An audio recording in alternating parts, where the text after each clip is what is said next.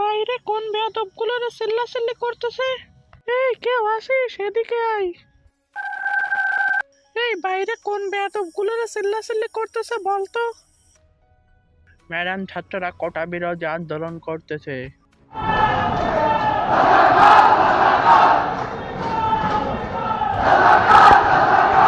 এবার তুই দেখবি এই বেয়াদবগুলোকে আমি কি করি।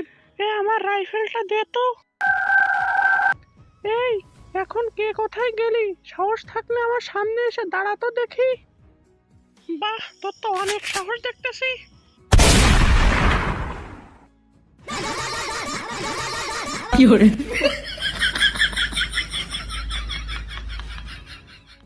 মোদিজি, আমি আপনার কাছে চলে এসেছি।